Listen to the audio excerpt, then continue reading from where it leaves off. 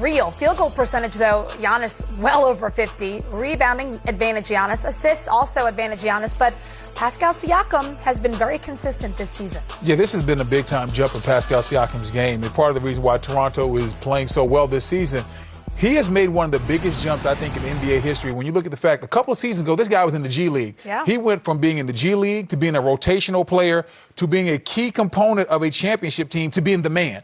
And you normally don't see guys grow that quickly. I knew Pascal Siakam could play. I was waiting to see, could he be the guy? Could he be the guy to lead a team? I got my answer early on in this season, and the answer was an emphatic yes. Pascal Siakam's been playing great. This team in Toronto is playing great. There's a swagger about them, a confidence. I went to see their training camp, and you could just tell that they believe that even though Kawhi Leonard wasn't there, they were still going to be able to do a lot of incredible things this year, and they have. I think they've been one of the biggest shocks and the best stories in the NBA. This team's ahead of the pace they were on last year. Yeah, absolutely. And one thing you got to credit Pascal for, and you've been there, B, everything starts at the top. Yes. So right now, he's owned being the team's best player, and it's not just on the offensive end. Defensively, he absolutely gets after it. He's got a high motor. He shows up to play each and every night. And I go back to last year's playoffs against Milwaukee. Now, he wasn't quite the player he is now, and Brendan, you talked about his improvement, but he got valuable minutes playing with Kawhi Leonard, seeing him in practice, seeing how he works, how he approaches games, and then competing against Giannis Antetokounmpo, our last year's MVP. So he's right on pace. This is, I don't want to say big brother, little brother, but he's a little more of a nemesis now, and he's going to go out and compete against Giannis. I mean, B, he had a couple plays where he went upstairs and got big rebounds over Giannis, scored over him. So there's no fear from Pascal Siakam, and he's arguably maybe the second best equipped to guard him in the Eastern Conference now. I definitely agree with that. I definitely agree with that statement.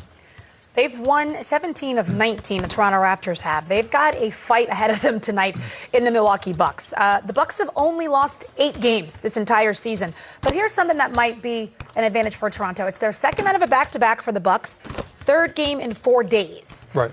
Last game, Giannis fouled out. Does that factor into this game tonight? I don't think the fouling out factors in. I think maybe the fact that they're coming off of a back-to-back factors in the 3 games within 4 days. Sometimes your legs can be a little bit heavy. But I also look at this Toronto team. I look at what Nick Nurse did last year as far as scheming. He's one of the better coaches in this league that doesn't get the credit. I think he should be the coach of the year this year. I think they're going to have a game plan for Giannis. I think they're going to build the wall. They're going to double him with length at times. When I watched that playoff series last year, Giannis did not respond well to double teams with length.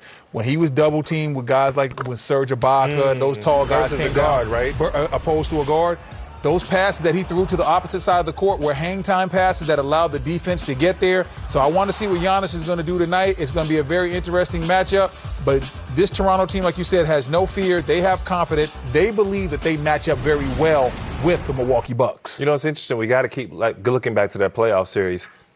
He didn't show his cards early in games 1, 2, or 3 against Giannis. Kawhi Leonard didn't guard him until later on in the series. So I have to expect that tonight. Coach Nick Nurse is saying, we're going to see you guys down the line. I'm not showing my hand. So you may see different defenders. Spicy P may not guard Giannis at all and say, well, let's see this matchup later on down the line. So I'm intrigued to see how it works. But the one thing I love about Toronto, they compete. And you brought it up earlier. Their length is different. These aren't going to be guards double teaming, but they're just as big, just as athletic. And also, look at this note, too. The top teams in the NBA, while everybody's getting younger, everybody's, rebuilding, three-point shooting, these are teams with size and veteran leadership. Toronto, Milwaukee, the Lakers, big teams, size, athletic. The Nuggets got good size. So, it's kind of winning out in an era, so to speak, of small ball, B. Yeah, listen, they say it's a small ball era, but there's still some good things that can happen when you got some tall guys out there. Got some 7-footers on stage. Hey, man, you know what we were going to do out here. We're going to big it up for the big men. The centerpiece right here. Okay, Chris Middleton for the Bucks. He has been an excellent number 2. I'm not even going to call him a sidekick because he's been playing well ahead of sidekick level. Coming off of a 40-point game, can he sustain this high level of play into the playoffs? Yeah, I think he can, just because he's very efficient, and you look at the type of shots he gets. Middleton isn't forcing up bad shots. He's getting his shots within the flow of the offense.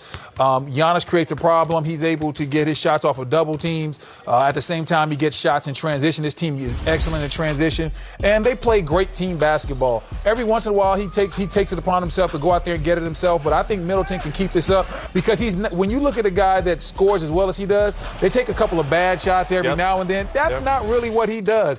He shoots such a high efficiency number simply because he understands how to play basketball and where the good shots are. This guy doesn't hunt shots. I couldn't agree more. When I think of Chris Middleton, I think of Zach Randolph in this stance. Not only is he efficient, he's efficient because he can score in small spaces. Normally, some guys need to be wide open from three or in a show-and-go type of situation. He can bump off a guard from that mid-post, turn and fade away, and he's going to hit that shot 8, if not 9 out of 10 times. So the way he knows how to use that big frame, he's all a 6'7", 6'8", playing the wing, running the wing, and can pull up and shoot a deep three. He's comfortable scoring in spaces and over guards. So that's why you love Middleton. And he's also a guy, if he don't get his shots early, he's still efficient. Yeah. His number is ready to be called, so you have to love what he's bringing to the table in limited touches or limited opportunities, so to speak, because they're going to play through Giannis Antetokounmpo. Well, Chris Middleton is turning himself into a 50-40-90 guy this season, very quietly. The warm-up will continue as we give you a nice look at Shai Gilgeous-Alexander. Shay. SGA. Taking on the Bulls tonight, coming off of a game where they had 8 players score 10 or more, the Thunder, led by this guy. 22 points for him.